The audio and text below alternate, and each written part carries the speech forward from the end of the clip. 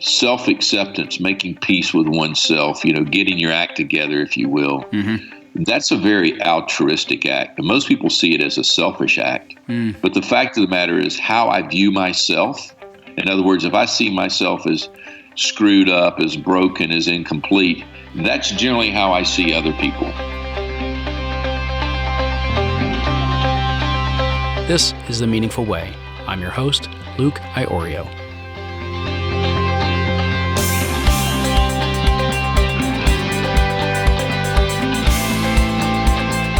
Hello there, meaning makers. As many of you know, one of the questions that drives me is what's truly possible. Well, I would say that Olympic and professional athletes have a lot to teach us in that regard. We don't just follow our home teams, but every couple of years we sit and watch the Olympics, the World Cup, and any other mega sporting events in awe and excitement. These athletes exude self-discipline, strength, stamina, focus, and passion. So now I'd like you to imagine if you could up your game and possess those same qualities, what would that do for your life? If you're thinking, yeah, right, I couldn't do half of what these athletes do, well, then today's podcast might very well be a surprise to you, because we're not just talking about home runs or 100-meter sprints or scoring touchdowns. We're going to be talking about your mind and your ability to build a competitive edge, whether as a parent, in your career, or any other major part of your life, with a guest that has studied elite minds and performance and is going to make it accessible to all of us.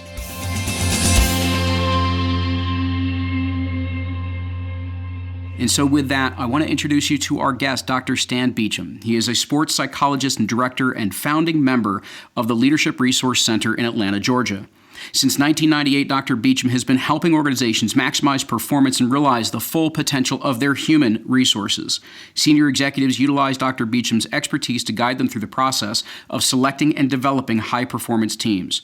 In addition to his coaching and consulting engagements, he's a professional speaker and writer committed to advancing the science of leadership development. Legendary coach Vince Dooley gave Dr. Beecham his start as an undergraduate student at the University of Georgia, allowing him to work with Kevin Butler, the great college and professional kicker for the Chicago Bears. Dooley later hired Dr. Beecham to start the sports psychology program for the athletic department. He was also instrumental in helping the UGA win numerous individual and team championships during his tenure, and today his work with collegiate, Olympic, and professional athletes has afforded him an insight into the minds of great competitors that only a few have had the good fortune to gain. And so with that, I'm welcoming Dr. Stan Beecham to the show so we can talk about his work, his latest book, Elite Minds. And Stan, welcome so much to The Meaningful Way. Thank you, Luke. Thanks for having me on. Thank you. And so I guess I'm curious, just before we dive into some of the profound insights that you've gotten from your work, I'd like to hear just a little bit of the backstory. I mean, when we talk about athletes, I imagine us as kids growing up, we pretend to be that athlete who's at bat or getting the ball late in the game with it on the line. And I'm curious if that's where your story began or whether you got drawn into this field later in life. Well, I got interested in it in college when I was an undergraduate student in the late 70s and early 80s. Sports psychology was relatively new to the U.S., and being an athlete in high school, and of course, like most little kids, you think you're going to play sports your whole life. Right. So I had that interest from a physical performance standpoint, and then I was studying psychology as an undergraduate. And so those two things kind of coming together, which is really kind of the marriage between what's going on in our mind, our belief system, and how we think and function, and tying that into sport, which is very behavioral, performance driven. It was a kind of a perfect marriage for me, and I've stayed interested in that my whole life. I guess the way I would say it is, my observation of people who you see, especially athletes who have great talent, and the fact of the matter is very few of them ever really fully realize their talent, and I was curious about what was going on there. Mm-hmm. Well, let's dive in, because I think one of the places and one of the things that was an overarching takeaway of your recent book, Elite Minds, that I think is a really interesting place to begin this conversation. You summarize it as, the greater awareness of self and others is that true path forward. We need to master the ability to tell the truth about ourselves to ourselves. And I think that's an interesting place for us to begin this kind of pursuit of performance and what's possible. And so I guess maybe, in finding that, in recognizing this as a takeaway, was that something that almost comes across as a personal revelation for you? Was it from that, or was it from something that you came about in studying these elite performers? Well, it was a kind of a combination of both. I really realized that whether it be with athletes or just, friends I had or business people, that folks who I observed who were consistently performing at a real high level, they had a tremendous ability to observe self in a very objective, non-judgmental way. In other words, they could just see themselves clearly. And that had to do with the ability to be aware of one's own thoughts, to have an awareness about one's emotions and what affected that. And so that proverb, know thyself, that self-awareness, I saw that with high performers. And what I also saw was a willingness to speak truth around it. And so I learned early on that if you're trying to perform or reach your full potential, that's an absolute critical, necessity, trait to have. Mm-hmm.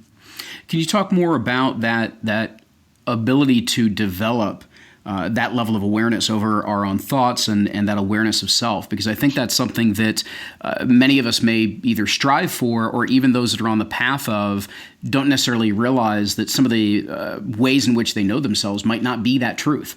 So how do we develop that objectivity as well as that truth insight? Yeah, that's a great question, Luke. So one of the things that I do with people that I work with is, I say, this thing called your mind, there's a couple of primary activities that the mind does. One is the mind thinks, and the other thing is the mind experiences emotion. And what I think is interesting about humans is that we can observe our own thought process, and we can also observe our own emotional process. What I mean by that is that most people so identify with their thought process and their emotions that they think that their thoughts are them, and they think that their emotions are who they are. You with me? Yes. And so what you have to do, in the same sense that you might take a photograph of yourself and put it up on the wall and stand back and just look at it, it's really important that you learn to do that with your own mind. And it starts with the realization that I am not my thoughts and I am not my emotions. And once you really get that and you start observing your thoughts, then you'll start having awareness like this. You'll be thinking about something and you'll say, isn't it interesting I'm having this thought right now? Or, isn't it interesting that I'm creating this thought right now? From the emotional standpoint, and again, most people, their emotions kind of drag them around, right? You follow me? Their emotions kind of dictate their life. And so people will say things, and you'll hear it all the time in language. People don't say, I feel sad. They say, I am sad. And people say, I am anxious. And what language is telling us there is that we simply become our emotional state. I mean, we all have friends and loved ones who are overcome by anxiety or depression, or maybe they're, they're kind of what we might say losing their mind, and that their thought process has run off from them, and they can't, they can't have a clear thought. They're confused about who they are. And so this is really a very simple skill. I'm not saying it's easy to do, but it's a simple skill, and it's just simply developing the ability to pause throughout the day and just say, okay, what am I doing right now? What am I thinking about? Why am I thinking about that? Is this a thought that's going to be helpful to me? Because most thoughts are either a yes or a no. What I mean by that is the thought is either having a positive effect on you or a negative effect, right? And so obviously what I want to do is I want to have a lot more yeses than nos. And the yes can be an affirming. It can be, hey, go ahead and try it. It's a good idea, and you've got a good chance of succeeding. Or, make the phone call. If they say no, it doesn't matter. What's important, you make the phone call. Or, you didn't get a response you want, and you find yourself feeling sad, and you're saying, okay, this is one response you could have. Is that the one you want to have? You lost the game, or the business deal didn't go your way. And then what you begin to see is there's actually a number of options of how I can respond, whether it be thought or emotion in every situation. And once you realize once you become conscious of that, then you get to make a choice. For people who are unconscious, they don't get to make a choice. Mm-hmm. Yeah, because what you're describing is that they're not separating the in different language from different work, the stimulus from the response. And so instead, they're just caught up in that perpetual cycle. And I love the fact that you're tying it to this issue of identification, where we're identifying with the thought, the emotion, the experience we're having, as opposed to just saying it's an experience. It's not who I am. Yeah, I mean, you'll see it all the time in our lives. I mean, numbers, for example. I mean, you can pick up a piece of paper that has numbers on it, and let's say these numbers are your checking account or the last month performance of your company. And you look at that piece of paper and you look at those numbers, and based upon the numbers that are on that piece of paper, your mood, your emotional state totally changes. Before you looked at it, you're okay, and now you're really upset or angry or afraid. With professional golfers, I say, it's interesting. You guys spend a whole day on a golf course, and then you write a number down on a piece of paper, and the number that you write down on a piece of paper dictates how you feel about yourself. Mm-hmm. Okay, and I'm not saying it should or shouldn't be that way. I'm just saying, isn't it interesting that it is that way? Right. And is that the game you want to play? In other words, do you want a number on a piece of paper to dictate how you feel about yourself and your self-worth and self-value? Mm-hmm. Well, I think it's something I'd want to point out to everybody is to listen to some of the curiosity in the questions that Stan, you're posing, because it's not exactly as you said. It's not that it can't be this way, but it's good for us to be able to question ourselves, to be able to open up that awareness and then make a decision exactly as you said before of what's serving us, what is having a positive impact on our lives and moving us where we want to be, or what is taking us away from that. And I think there's some like you said, there's some great truth to that. And I'm just curious, before, there's something I have to ask you about, because there's somebody you quoted that I've got to bring up. But before I do that, because I think one of the great truths that you just revealed is this identification with thought and emotion. And I'm curious, what are any other of those kind of great truths that you see as patterns in the work that you have revealed, truths that we tend to find as we expand our awareness? Well, I think it plays out in the beliefs that people have about themselves. In other words, I'll just use a simple one. So everyone listening to the show, they either believe themselves to be a lucky or an unlucky person, a fortunate or an unfortunate person. And what's interesting is whatever it is that you believe about yourself. So if I say I'm unlucky, and then I say, well, Luke, why are you unlucky? Then you could give me reasons why, right? Mm-hmm. The fact of the matter is you could also give me reasons or evidence that you are lucky. Mm-hmm. You follow me? Absolutely. But once people kind of put themselves in a category, I'm one of the lucky ones, I'm one of the unlucky ones, then you look for data to support that belief. Mm-hmm. And so one of the things that I say to myself and I say to my friends and loved ones, I'll make the comment, we're the lucky ones. In other words, we've been really fortunate, and let's just stop and acknowledge that, there are things that have come my way that I didn't do anything to make it happen. You could argue I'm not any more deserving than anyone else. Mm-hmm. But for most Americans that we, live in a world of plenty and excess, but yet we have a psychology of scarcity. In other words, we don't think about the abundance that we have. We think about the one thing that we don't have, or you have a new car and my car is 3 years old. Can you believe that? And so, I'm unhappy until I get a new car. Mm-hmm. And this is the game that a lot of us play. Mm-hmm. Yeah, and I think you're highlighting, even with the lucky, unlucky, lucky, fortunate, unfortunate, is very often this black and white presumption of it's this or that we trap ourselves into. And what you're then also focusing on is why not, if these are the paths that we can choose, why not presuppose the one that's going to work for you? Let your mind's eye go to work to serve you. And it doesn't mean that you go about your life with complete blind optimism. There's a consciousness and objectivity that is there. We're watching and observing what's going on. But why not presuppose that things are going to go in your direction and use your mind to go find those things that support that? Yeah, I think most people really fail to understand how their current belief system, I'm talking specifically about what they believe about themselves and the world that they live in, those truths. Mm-hmm. Most people fail to understand is that much of that belief system was inherited from other people, primarily family members, early teachers, folks who influenced us.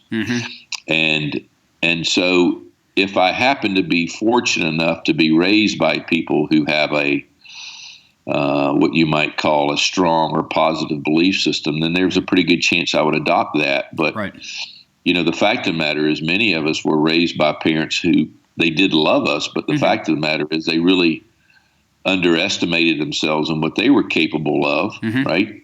And so, of course, they're going to pass that on. I tell people all the time, I said, the main reason that you need to get okay with yourself and accept the fact that you are good enough is until you do that, everyone else that you see, you're going to see them through the lens of they're not good enough either.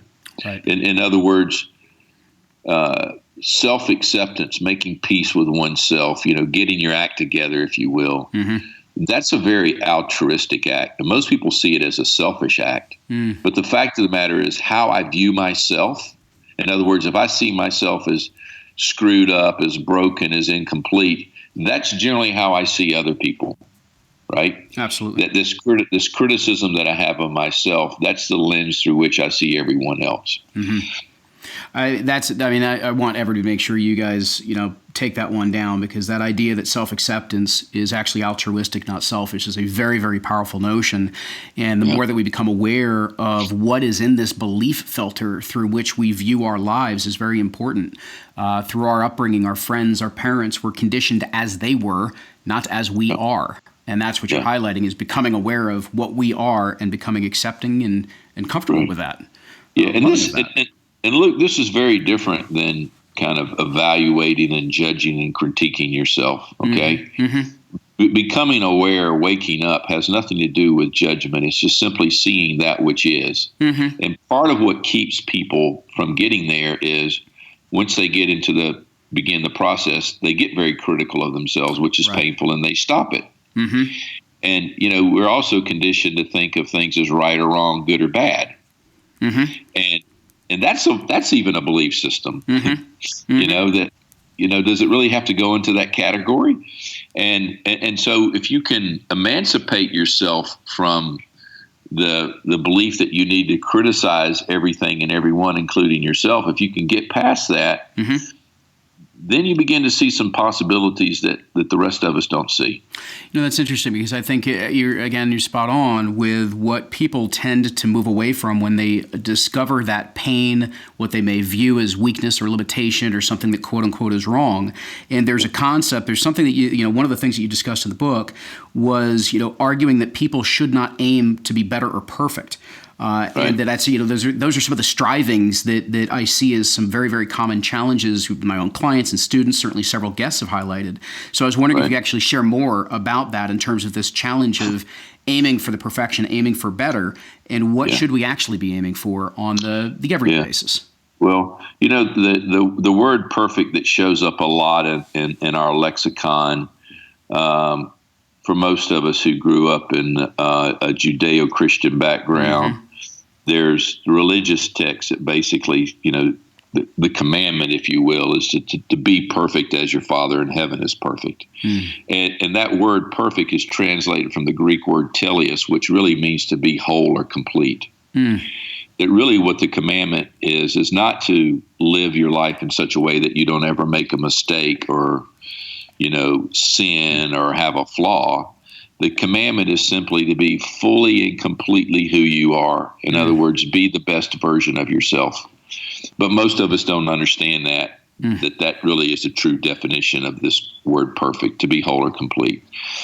That said, we also live in a culture that's obsessed with better, right? Every commercial is basically, if you have our product, your life will be better. And so we have all bought into that. The belief is basically no matter where I am in my life, I should always strive and desire to be better. And that if I don't have that desire to be better, then there's some kind of character flaw, and the competition will certainly pass you up. In other words, in order to improve, you have to want to improve. I just don't find that to be the case at all. In fact, what I find is that our obsession with better actually impedes our growth. In other words, better is a concept, is a future concept, right? Better is something that you do in the future. the concept of best or being whole or complete, that is a now concept. And what I teach athletes is that everything you do, all performance happens in the now. So the question is, what can I do now? And what I can do now is be my best. I can do my best now. I can't do better in the now. Okay. You follow me? Absolutely. Better is something that happens in the future.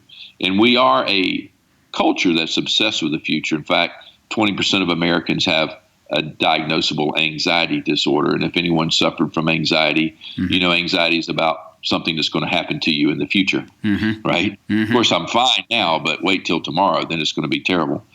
And better is a future concept, and better is based in the sense of I need to change, whereas best is focused on my being, I need to be. In other words, everyone who's listening to this can understand that right now, as you sit there listening to me talk, you can be your best self right now. We all have that capacity. That is a being. It's not a doing. It's not something that you have to fix or change.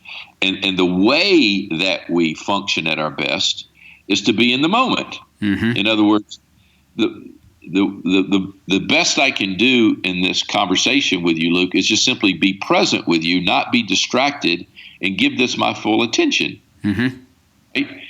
But once I start thinking about, well, how am I doing? How am I doing? And should I give better answers? Then once I become self-conscious or think about I need to do it better, it's actually going to distract me from doing my best. In other words, our obsession with being better is actually keeping us from doing our best. But no one wants to speak the truth around that because, we've all taken the medicine. We all drink the Kool-Aid on it. I hear it all the time with, the coaches that I work with is, let's get better today. Right. Business people, let's do better this year. And what we need to do is to change that conversation to let's do the best that we can, because that is all that you can do. And doing your best is enough. And that scares the hell out of people, because at some level we still have this fear that what if my best isn't enough? Right. And what I really truly believe is that your best always has been enough, and it always will be enough. In other words, if something doesn't work out your way, okay, and so you didn't get the job, how do you know that that's a bad thing? Maybe that wasn't the job for you. And so that's the secret. The other piece is most people understand is that, for folks who have businesses, if you can get everyone in your company doing their best work, and I ask coaches this in front of the players, and I ask business people, what would happen if everybody here did their best? And they all say, oh, we'd be fine. We'd be great. The other thing from a development standpoint, the getting better, if you will, is the best way to improve is by consistently doing your best. Right. If I do my best today, tomorrow, I'm going to improve. I'm going to develop at a faster rate than the person who only can do their best once or twice a week. There's a growth piece to that. Sure. It becomes that idea of consistently applying best effort as opposed to worrying about best result. And that keeps us married to the process, the now of where we are. And the more that we practice that idea of best self now, naturally we're going to flow further into it. And I think that, it's I want to actually ask you about those 4 stages of optimal performance, because I want to see how this ties together. And there's some key elements in there that I'd like to bring out. But I have to ask you about this first, simply because you quote Yogi Berra, and I grew up on Yankee lore, and you quote one of his very famous statements of baseball is 90% mental and the other half is physical, but then you actually counter against it. And I was wondering if you could just talk briefly about that idea of how much of our performance and the way that we show up depends on the mind versus the physical nature of who we are. Yeah. Well, my argument is that there is no such thing as a physical act. That every physical act is preceded by a mental act, right? I mean, so we know from physiology that you have motor neurons, and basically your brain activates the motor neuron, and you're able to lift your arm. Okay. We also know that when an athlete is thinking a lot, that the thinking which happens in the front of the brain actually impedes the brain's signal to the body to act. So in other words, and we talk about athletes choking all the time, right? But what we know is that when you're performing at a high level, when you're in the zone or in the flow, the mind is very quiet and there is no thinking, which is really interesting because a lot of coaches yell at kids, hey, you got to think about it, and you got to focus. And what we know is that when we're at our best, our mind is actually very quiet. We're just letting it happen. So the point I'm trying to make is we cannot separate physical activity from mental activity. It's just not the way we're designed. Okay. So they work in concert. Most athletes will tell you that, especially I'm talking about the elite athletes that I work with, what they will tell you is the difference between playing really good and playing great is not, something that's going on in their body.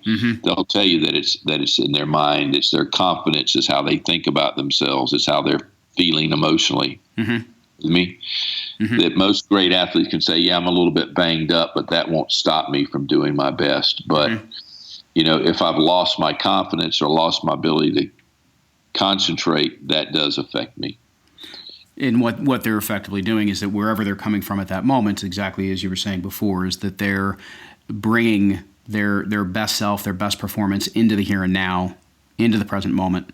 And that's what's keeping and evoking effectively that flow state of performance that unfolds. I remember a couple of years ago, I was talking to Sam Bradford. We were at a golf tournament, and his wife played for the University of Arkansas team that I was working with at the time and still work with.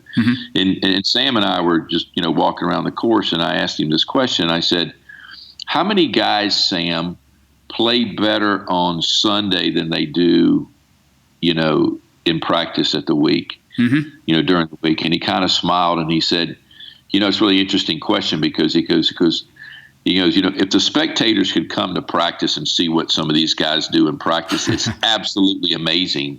Right. But it doesn't usually happen on Sunday. Right. It's actually the rare athlete, that what they do on Sunday is far superior to what they do in during the week. So even at the professional level, there's still that challenge. Obviously, their baseline. They're starting at a much higher level, but even the professional athletes that we watch on TV, most of them haven't mastered the mental aspect of what they're doing. So if we could tie this into, because I know that we're starting to close out the interview, but I was wanting to get into these 4 stages of optimal performance because we've been kind of dancing around it with the last part of this conversation. These 4 stages, everybody, are struggle, release, flow, and recovery. And I was wondering if you could speak briefly about them, and more specifically, how do they work together? How do they work as a cycle that gets the optimal performance? Yeah. So here's a real takeaway, Luke, that I'd want people to understand is if you are trying to be great at something, or if you're truly trying to reach your full potential, you need difficulty, you need struggle, and you need failure. Okay, it is absolutely essential to the process.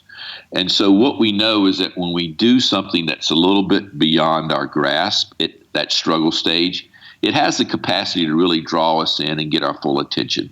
Okay, and so the thing that I want people to understand is don't avoid the struggle, don't avoid the difficult. In fact, go and seek it out.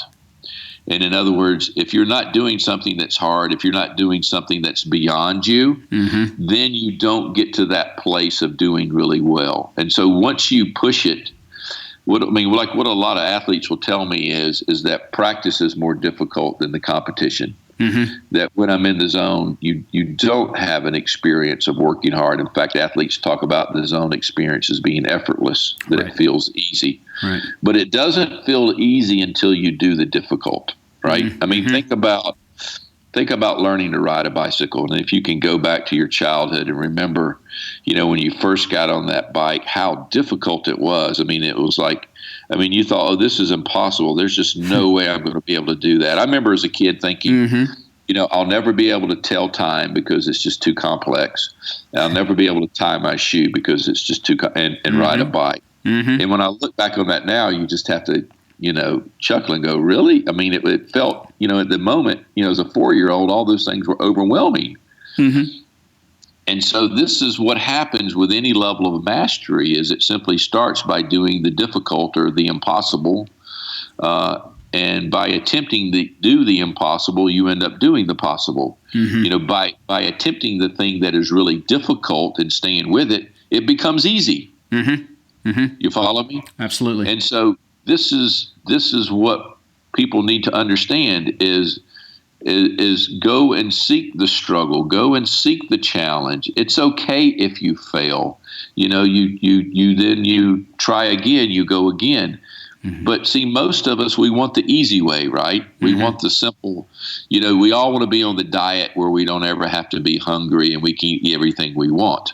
It's that kind of concept. And when somebody sells that to us, we buy it. So seek the struggle, seek the difficult. And if you stay with it, what you will find is the thing that seemed impossible last week, you're now doing with relative ease this week. And then, of course, once you get through, and the thing that you're referring to is the zone, right. Experience of the zone in the mind where you have the struggle, and then you have the zone experience, and then there's a recovery. Because what happens is once people get in the zone, they want to get back into it, right? And the thing to remember about that is that when you're in the zone, your mind is really quiet. You're not thinking. You're not trying to do anything. It really is a being state more than a doing state, if that makes sense to anyone. And that's kind of the essence of that. Sure, and the piece I love the sentiment of seek and celebrate that struggle because it is what leads to the growth, the performance, the flow. Many of the things that become meaningful to our lives and our paths are often born through some of those moments of struggle as well. And I also like the highlight at the end of these stages is that recovery piece because I certainly see for those of us that are out there that strive for the big of what's possible and we strive for the high performance. All too often that recovery stage is something that is skipped over way too quickly. And of course, Go ahead. The way it plays out for an athlete is, let's say last night you had just an incredible game, okay? There's going to be a tendency to kind of want to recreate that tonight. The fact that you're trying to recreate it, you're not going to. Right. Okay? If you just leave it alone, it might happen again. But the recovery thing talks about is that you're not at your absolute best all the time. No one else is, but you don't need to be. And we need to accept that we as humans are dynamic, right? I'm different every day. What was easy yesterday is difficult today, and not beat myself up for that, right? And when you can accept that it's going to be a little bit different and you just go with what you have, then you do a lot better. Well, it connects us to that idea of when you say that idea of being at our best, it's being at our best at this moment. Where we are, what we're going through, what we're processing, et cetera. It's being best at this moment in time. And so I guess if we bring this conversation kind of round to a head, the name of this podcast is The Meaningful Way. And I'm curious from your perspective, both from your personal experiences, certainly from your professional ones, what do you believe creates that meaningful way, that meaningful life for you? Well, I think this whole concept of having meaning or purpose in life, we talk about it as if it's different for each person. In other words, we say to people, you need to go and find your purpose.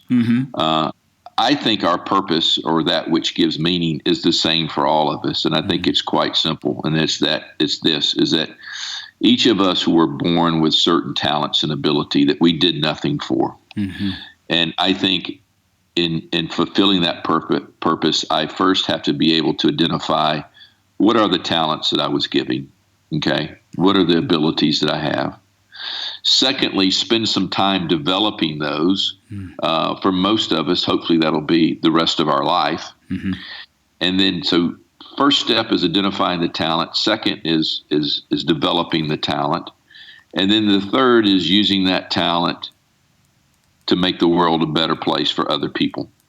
And what I mean by that is that whether you like it or not, we're social animals.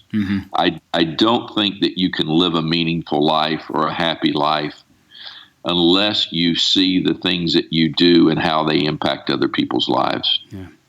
I think the person that is pursuing happiness because they want to feel a certain way, or someone who's pursuing a business because they look at it as a way that they can make a lot of money.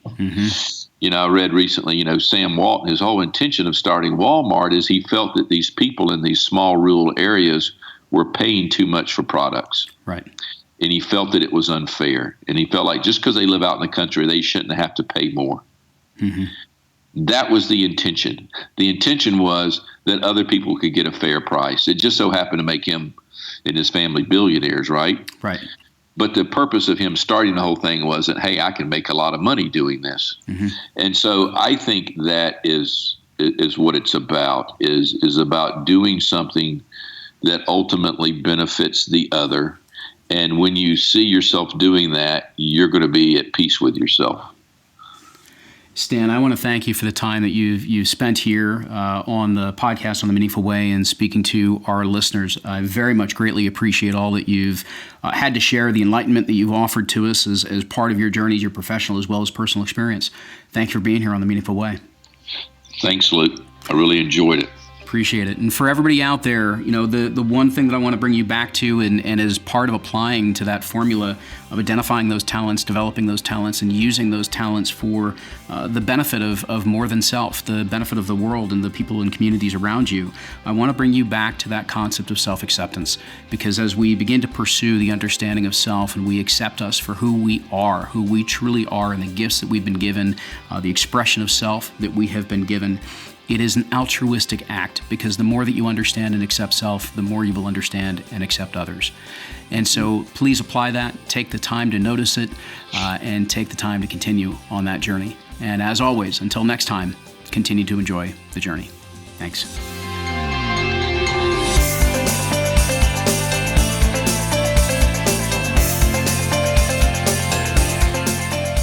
Thanks for listening to today's episode.